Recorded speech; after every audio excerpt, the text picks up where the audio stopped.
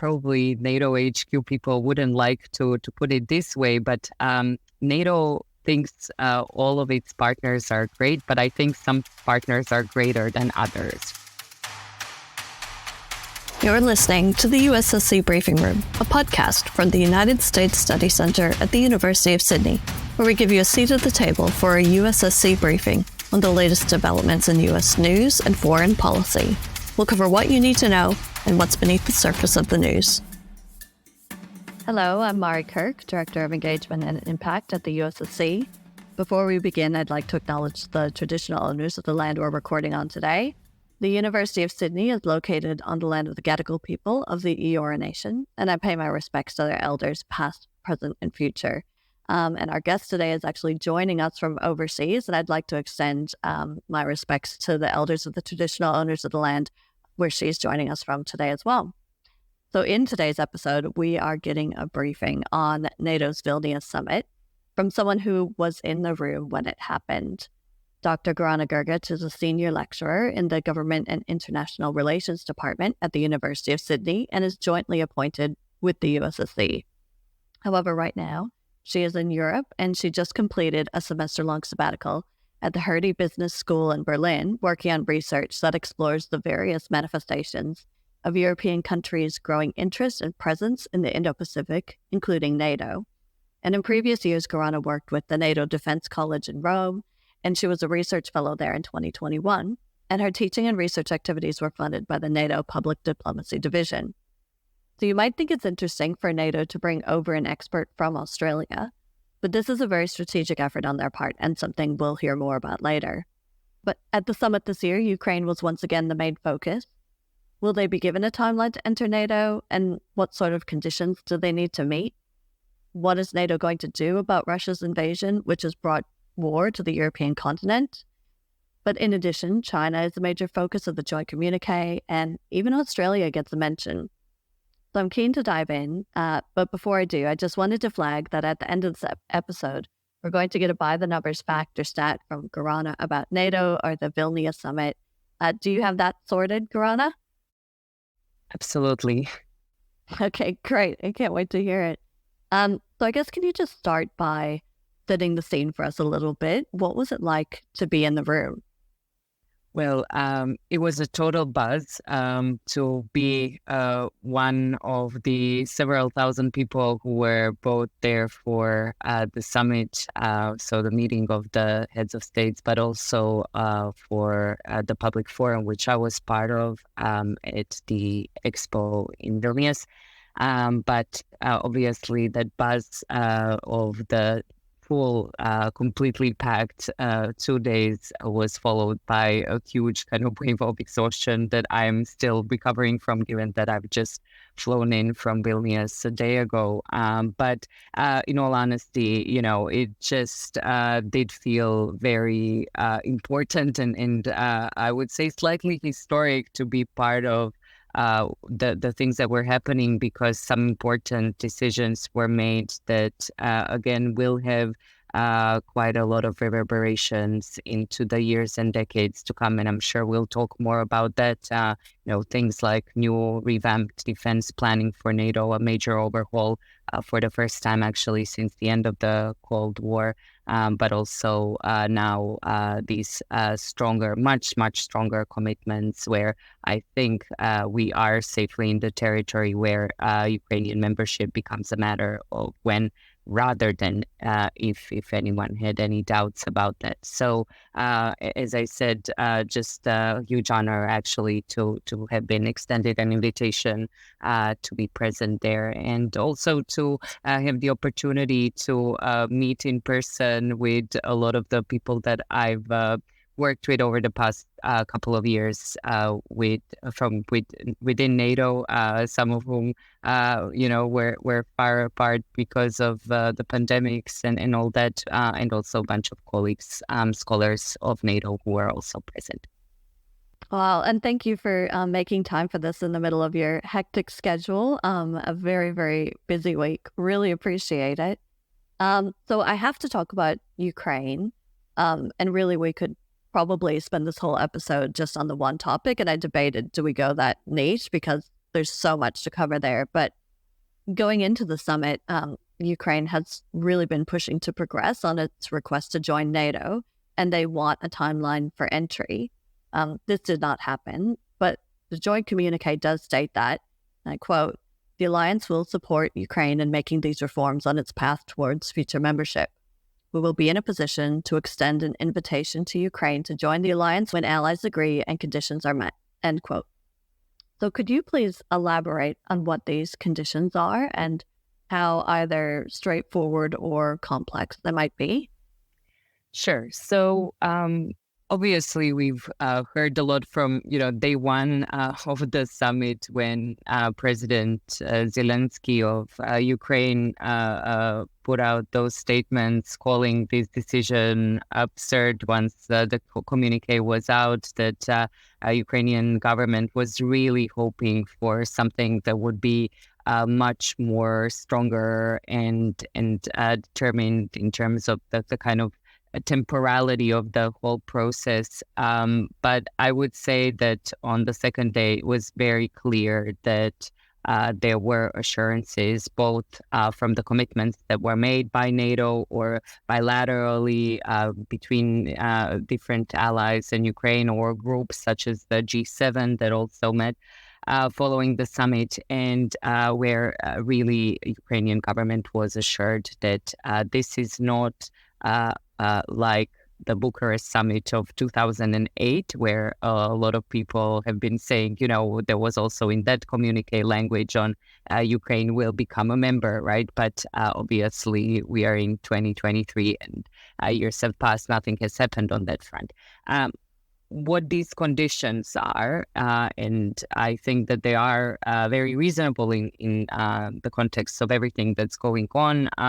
They speak to two basic things. One is the fact that obviously there is a war going on in Ukraine, and that obviously the alliance can't admit a country at war in the alliance, because obviously as a defense alliance that is strongly committed to its Article 5 of collective defense, this would essentially implicate it into a direct war with Russia, right? So there needs to be an absence of war is number one, or at least some sort of, ceasefire or conditions that actually wouldn't directly bring in NATO into direct conflict with Russia.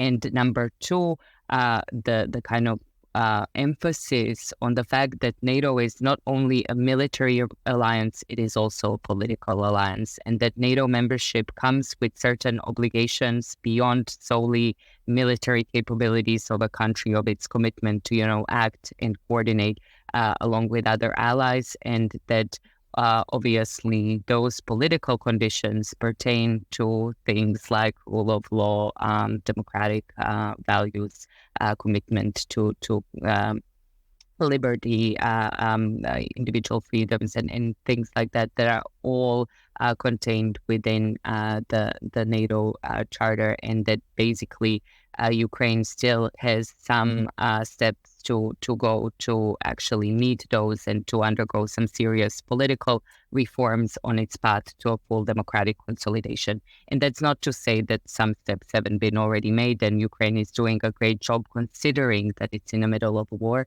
But there are among those allies that have been concerned about, the quality of democracy overall, around the alliance. Then they also point out that admitting any country into alliance further, we would want to see some progress on that.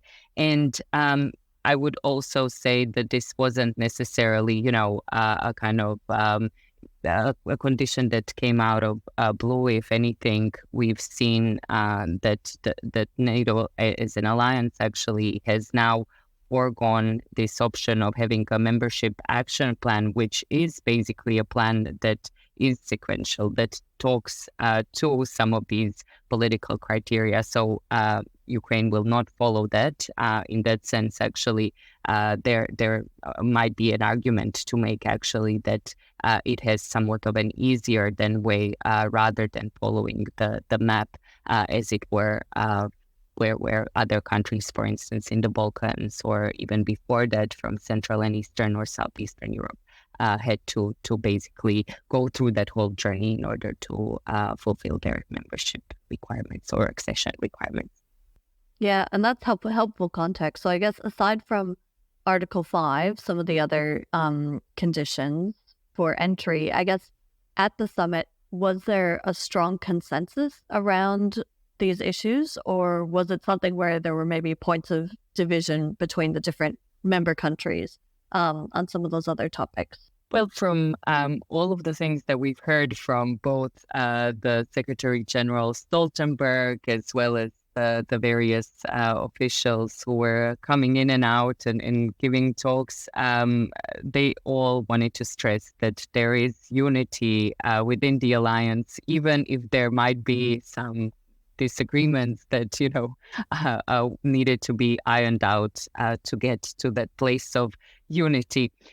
So I don't know how to what to make of these, some of these sort of rhetorical acrobatics. But what I would say is that this is nothing new, and we've known that there have been certain fault lines when it comes to the issue of Ukrainian membership. And if you want to kind of put it very crudely, we know that Central and Eastern European countries, and specifically the Baltic states, Lithuania, obviously as a host, one of them, but joined together with its neighbors in Estonia, Latvia, Poland, right? They are some of the strongest voices in support of Ukrainian membership in NATO. At the same time, Western Europeans, but also the United States, have been more on the side of the so-called conditionality, right? Of basically putting some of these conditions in order for Ukraine to ultimately accede into the alliance. So once those were sort of ironed out, and there were some last-minute sort of changes to the language, actually, it was the Polish delegation that decided to break the silence on the communique, which is what then basically made the allies kind of have to do the 11th hour intervention, because again, NATO as an alliance operates on consensus. So unless everyone agrees to absolutely everything in the communique, right to the very last thought, nothing has been agreed upon. And you can imagine how this looks like in a room of 31 countries that span the entire Euro-Atlantic area, and which will soon be now extended to even 32. So getting that consensus is obviously something that is a bit of a challenge, but they managed. And I think that, again, the language, even though, again, Ukrainian government would have wanted some stronger language there, I do think that in terms of the kind of cultural shift, this discursive and rhetorical shift, we are way past the kind of Bucharest territory, and this Vilnius statement is something that is a signal of strong commitment. Now, what can you tell us about the NATO-Ukraine Council? Has something like this been done before? And what problems specifically will it seek to address? Absolutely. So, as I already said, the one of the kind of manifestations of this very strong commitment to Ukraine is the creation of the NATO-Ukraine Council. So NATO allies in the communique state clearly that they have decided to establish the council, which will basically give Ukraine a platform to sit together with the allies as an equal, rather than, NATO plus one. It will be part of this permanent council where it is able to discuss all matters that regard its own security, but more broadly Euro-Atlantic security. So Ukraine will be able to, just as an equal, be part of joint consultations, decision-making, different sorts of activities, to be part of crisis consultations, and similar. So all of the things that, just basically stopping short of membership. And you asked whether this has been done before. And interestingly, yes. And with a country that is an aggressor that invaded Ukraine. So Russia actually was part of the kind of first iteration of this format within the NATO Russia Council, which built upon this founding act between NATO and Russia back in 1997. And this was back at the time a way of reassuring Russia of actually engaging with it to say that, we want you to be part of these discussions, that NATO alliance, even though it survived the Cold War and is well and truly alive in the post-Cold War era, that it's in a way meant to be directed against Russia. And, for a while, actually, NATO-Russia Council operated rather well. And Russia had that seat at the table again as an equal partner rather than meeting in a bilateral format of what I already alluded to, the kind of NATO plus one.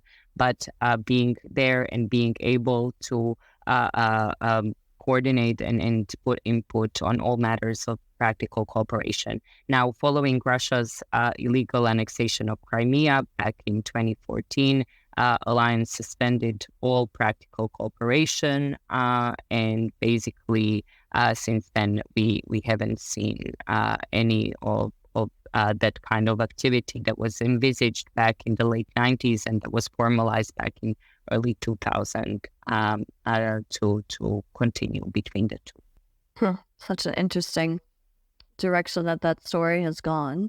And so I guess speaking of Russia, as they've been the aggressor in this war with Ukraine, obviously this was a major focus of both the summit and the communique.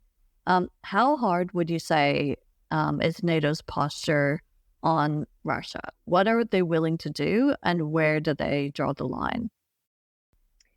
So now we are talking about the kind of concrete actions and commitments when it comes to defense spending and military planning. And this is where I said in the opening of the podcast, I think that there were some historic decisions made here, or at least pledges for where NATO goes in the future. So if listeners and especially the NATO nerds among them recall, 2014 was always referred to the famous Wales Summit following Russia's illegal annexation of Crimea and the ensuing war in Donbass. There was that summit back in Wales where basically all allies have pledged that they would spend up to 2% of their GDP on defense, right? And we know that in the nearly decade since, not everyone has actually hit that mark. Actually, more than half of NATO member states are still below that threshold. So Vilnius is significant because it goes beyond Wales. And basically, the allies have now committed to invest at least 2% of GDP annually on defense. So making 2% not a kind of distant aspiration, but rather a floor, right? And this is a major change to where we were back in the years past, but also getting us into the territory where for some countries this will mean going back to basically the Cold War era, to the kind of last decade of Cold War, and some of them for the last time reached those sorts of figures, including some big ones such as Germany. So this is major, right? The fact that they are now committed to this, and that really we are seeing, in terms of the forecasts, credible trajectories to meeting that. Just over the past year, NATO as an alliance in total increased its military spending. If you look at it that way, obviously there is no common military budget, right? But obviously through all of the combined commitments, a year change has been up 8%, which is quite significant, right? Just in a span of a year since Russia's invasion. And now also allies have been talking about doing a lot more in terms of fulfilling some long-standing equipment requirements, right? The whole story of the defense industrial base, making sure that those sort of supply chains are working, that they are producing what needs to be produced in terms of the capability targets. Because all of this is important for something else that was quite historic, and that is that NATO now has new defense plans and force models. And this might sound very dry, but I'll try to put it very briefly and kind of explain why this is a major thing. And this is this major change from the Vilnius Summit, which means that NATO now, for the first time since the end of the Cold War, has revamped its defense plans and endorsed a new also defense production action plan. And what this means is that now when you look at the map of the alliance is divided into 3 regional plans, which explains what every single one of the allies has to do, given the geography of these regions, to deter and to defend, which is obviously the core task of the alliance, and to do that in all possible domains. So land, sea, air, but also space and cyber. So across 5 domains. And, if you think about that geography, NATO has these 3 big plans, which are all divided to different command centers. So there is High North and the Atlantic, which will be commanded from Norfolk in US. There is a Central Regional Plan, which will be directed from Brussels, which covers everything from the Baltics to the Alps. And then the 3rd region, the southeast of the military alliance, which covers Mediterranean, the Black Sea, and that one is commanded out of Italy, out of Naples, actually. So all of this, the kind of changes include specific instructions for each of the allies in terms of the commitment of troops, in terms of the commitment of equipment that needs to be on high readiness and that needs to be integrated within this command and control structure. So I hope that no one fell asleep here, but I think this is really important because, again, harking back to the Wales Summit, there were a lot of criticisms back then that basically NATO was just trying to, respond rather than to be proactive about things, right? When it introduced these different types of new kind of high readiness troops that could be deployed easily and so on, the reinforcements on the eastern flank as a response to Russia's revanchism and assertiveness, basically that none of this actually shook really the core of the defense planning within NATO. But now, after Vilnius, those things will change. Wow. I mean, that does seem like a very significant step change, a much more forward-leaning, forward-thinking posture regarding things. I think that is very significant coming out of this summit. And I guess it's just interesting, that whatever Russia's intentions were in invading Ukraine, but now to see this significant response, not just by some of the member countries, but all of the member countries in NATO. And we've got new countries wanting to join NATO. It's been quite a remarkable, I think, response that's all been triggered by those actions. Shifting away from Russia a bit, the People's Republic of China was also discussed in the communique, both regarding their strengthening relationship with Russia, but also in terms of the broader coercion and threats. And I remember a webinar back in 2020 where you were talking about the sort of COVID aid that China was providing, but with strings attached, and how Europe was particularly feeling the impact of that.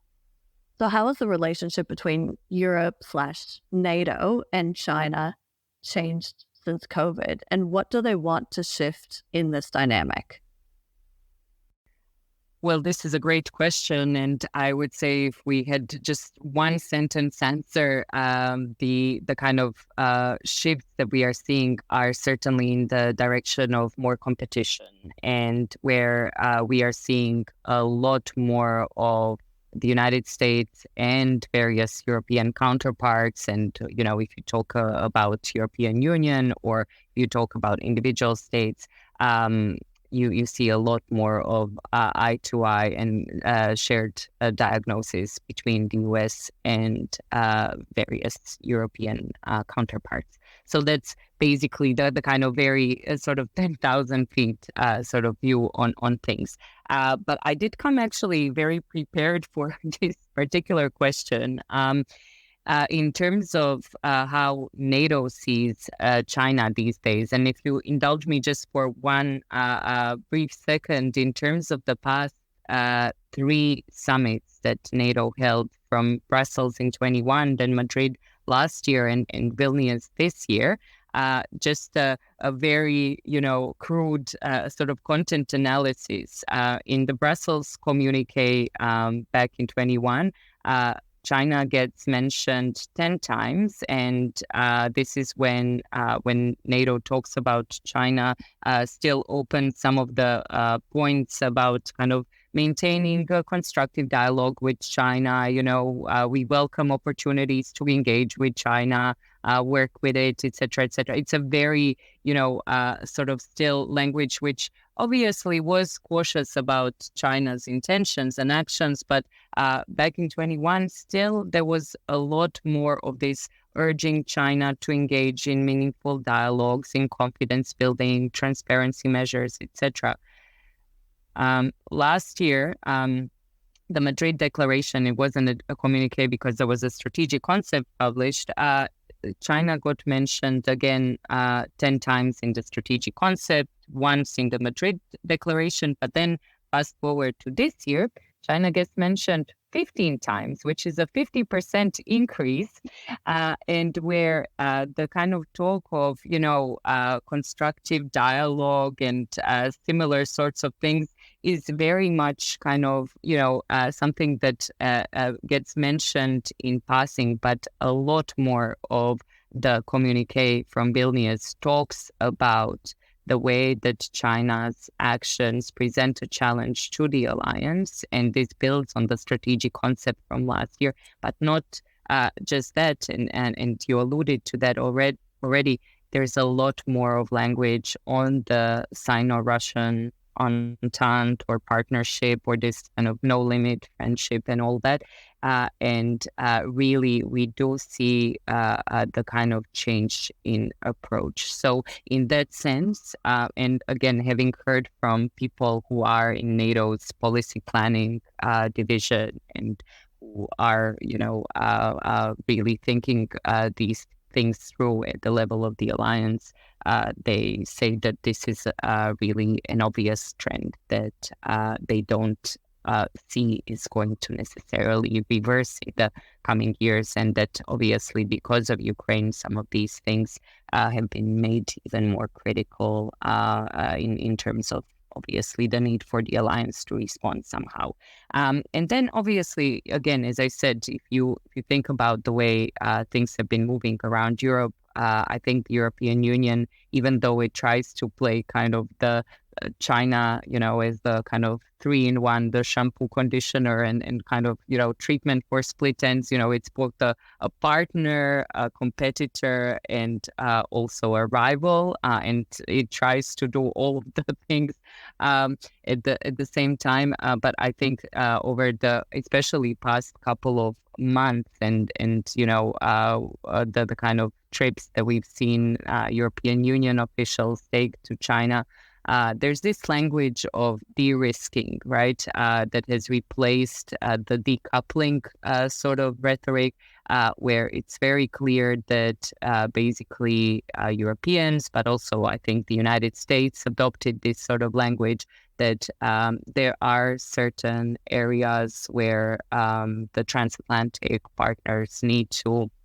essentially draw lines, and that they need to build resilience, where they need to invest in their domestic capacities and capabilities, whether it's in production of some critical materials or supplies in terms of defense, where basically they don't want to be left exposed to China and to Chinese government whims. So I think that in that sense, NATO's communique and the recent actions are basically moving in the direction of seeing more competition ahead, but again, not just trying to react to it, to try to be proactive about it as well. And I like that analysis that you've done. There's the 50% increase in the mentions of China, and I think that broadening global focus is a trend that we have seen, and especially in the strategic concept last year, that was a big focus. And it kind of leads me to my next question, because Australian Prime Minister Anthony Albanese was invited to the NATO Summit for a second year in a row. And you yourself have been traveling back to Europe and working with NATO basically every year since 2021. Clearly, this is a choice by NATO to strengthen the ties outside of the traditional treaty partners. So why do you think they're moving to this broader global focus? What are they hoping for from Australia? And what does Australia gain from being involved in this partnership?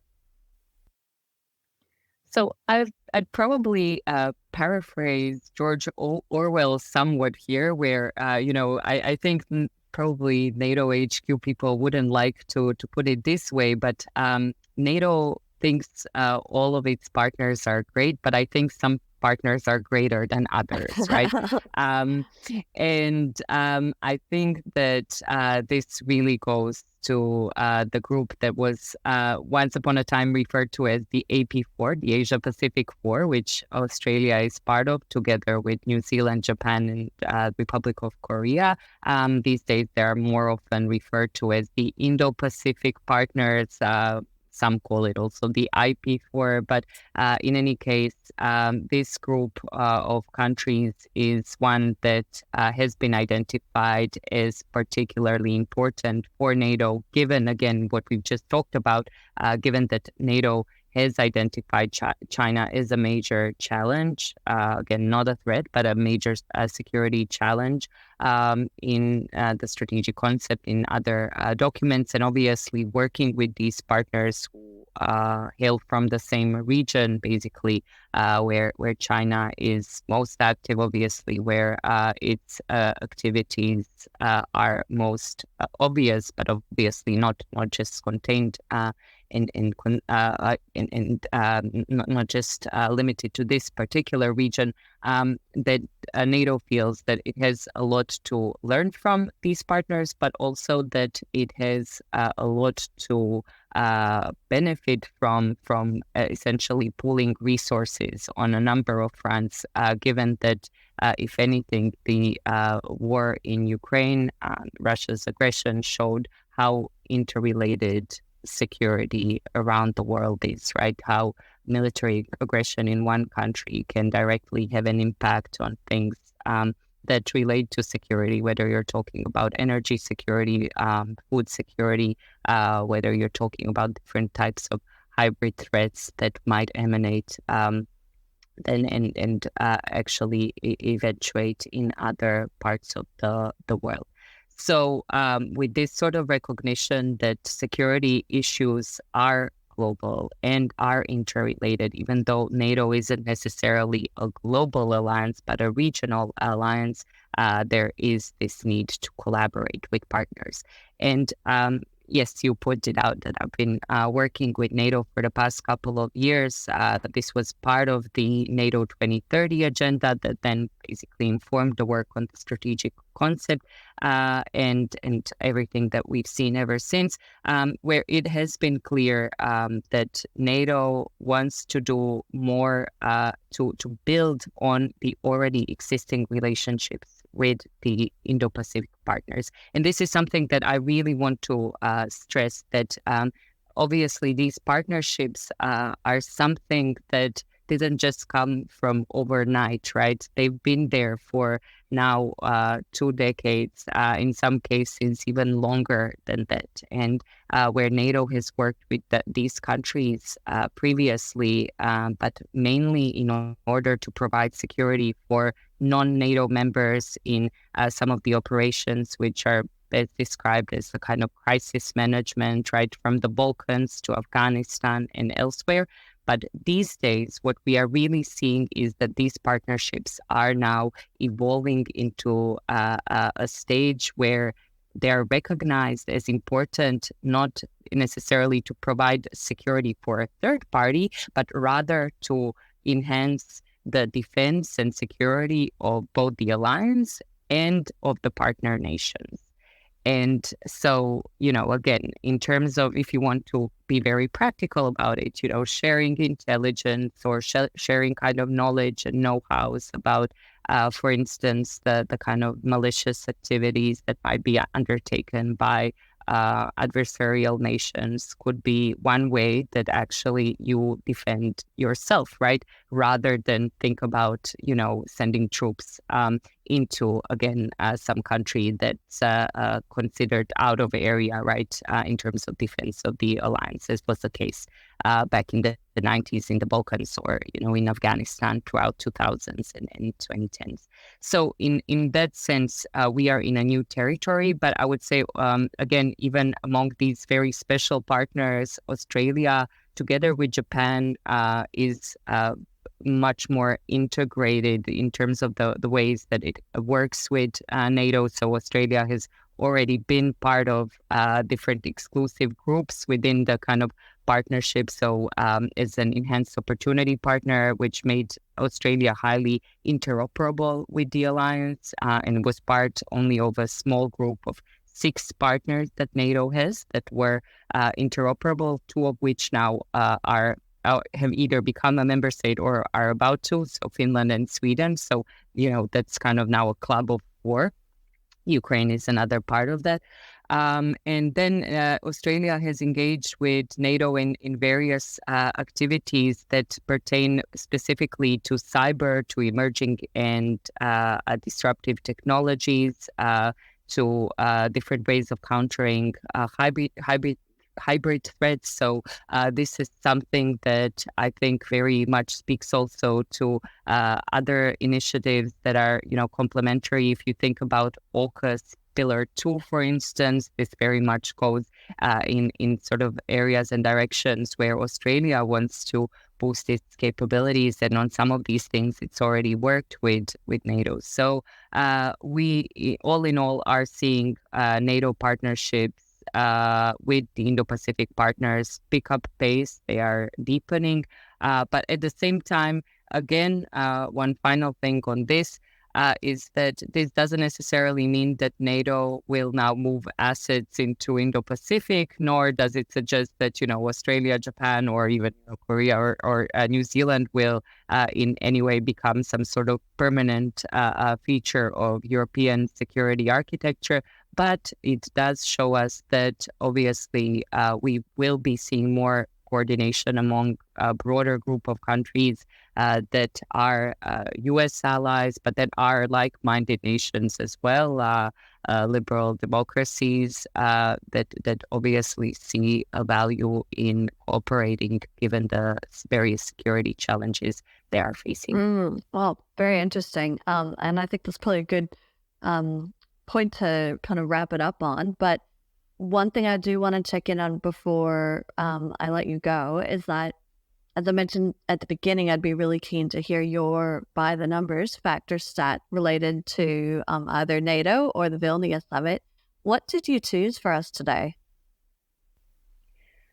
Okay, this wasn't easy because I've already tossed a lot of numbers out there, so I kind of blew some of the ammo to kind of be very much within the military sort of lingo with all the increases and counts and all that. But I actually chose, and if you'll indulge me, there are 3 ordinal numbers. Yep, go for it. And they're first. And we have first, third, and first. And I'll explain why this is important. they actually refer to Lithuania as the host country. And I think it's really important to maybe stress something that we don't necessarily talk about, at the U.S. Study Center or or Australia for that matter. Lithuania was actually the first country to claim independence from the Soviet Union back in 1990.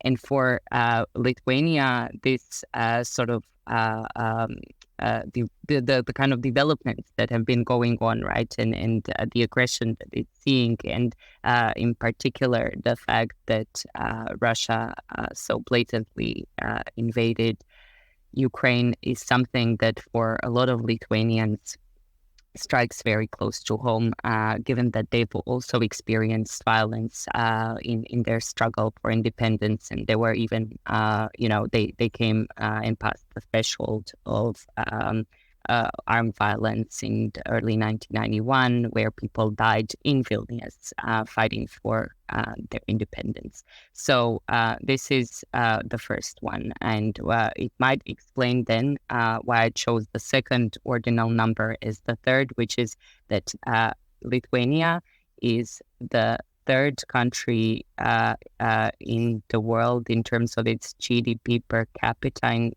support, or in terms of the aid that it provides to Ukraine.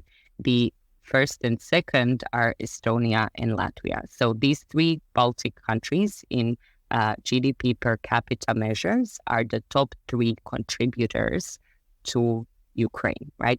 They give over 1% of their GDP to Ukraine in both military and non-military aid, followed by Poland and Slovakia. So all of the Central and Eastern or Baltic states there. So this is again very important, because when I was now in Lithuania, in Vilnius, it's such a change of scene. I can't even begin to describe how this war that is happening very close to the borders of the Baltic countries has just impacted, the everyday sort of life and the psyche of people. You see so many Ukrainian flags. I've spent, just the past half a year in Germany. And of course, there is a lot of showing the kind of public support for Ukraine. There are some flags. There are even, graffiti in support, but also against the war. But nothing that would compare to the number of flags that we've seen, Ukrainian flags in Vilnius, but also open-air exhibitions that speak to the need to keep on supporting Ukraine and how much Lithuania is giving to Ukraine. So, and this will bring me now to one final ordinal number, and that is that Lithuania was actually the first country to leave the 17+1 format, which was China's format of cooperation with mostly Eastern European countries, stretching all the way from the Baltics down to the Black Sea and the Balkans. And Lithuania is actually at the forefront of the kind of efforts to basically counter different types of Chinese incursions and activities that are related to Taiwan, so much so that it has been sanctioned by China, and it has had different types of trade restrictions imposed and trade war actually with China, something that listeners from Australia can very much relate to. But that in this sense, and it just published its Indo-Pacific strategy. Again, Lithuania, a country of 2.7 million people up in the Baltics, and in this sense, it's very much the kind of one of the first movers within the European Union, making itself very much aligned with the United States and its outlook to the Indo-Pacific. So I think in that sense, it's just, again, for a country we don't necessarily talk about a lot in terms of the kind of diplomatic and also very much real sort of impact, economic, military. I think those are some of the stats that would be worth mentioning. And more broadly, they speak to the fact that once this war in Ukraine ends, we will have Central and Eastern Europe that is much, much different to where things, stood before 2022, but also before even 2014. And these are, in terms of, what we study as transatlanticists, as U.S. Study Center, these are definitely the most pro-NATO countries and some of U.S.'s staunchest supporters in Europe. And I definitely think that even with President Biden giving that speech just a couple of days ago at the close of the summit in Vilnius, on how the United States looks at these allies. Yeah. Oh, that's so interesting. And I definitely learned a fair bit. So thank you for highlighting that for us, because I think that will be new news for most of our audience and very interesting and gives added significance to the summit in Lithuania this year. So thank you so much for joining us today. I always enjoy talking to you, Gorana, but I must say that I'm jealous that you got to be in the room for the summit. But if I can't be there, I think this is the next best thing. And as we wrap up, I'd just like to point out a couple of other podcasts that may be of interest. So we have our Technology and Security podcast, TS, run by Dr. Mia Hamid-Ari, USSC's Director of Emerging Technology, as well as our USSC Live series that runs recordings from our major live events. So recent episodes include a readout from White House National Security Council staff Kirk Campbell, Edgar Kagan, and Mira Rapp-Hooper, and our interview with Qantas CEO Ellen Joyce and former U.S. Ambassador John Barry, as well as our researcher responses to the AUKUS report. So you can find these on our website, ussc.edu.au, or wherever you get your podcasts. And I'll also give a plug for something Gorana has kindly written up for us following the NATO Summit. It's our latest USSC Insights piece, giving her takeaways on 3 key questions. You can also find that on our website. Thanks again, Gorana. Always great talking to you. Thank you for making the time, and I hope to see you back in Australia soon. It's been a pleasure, and see you very soon.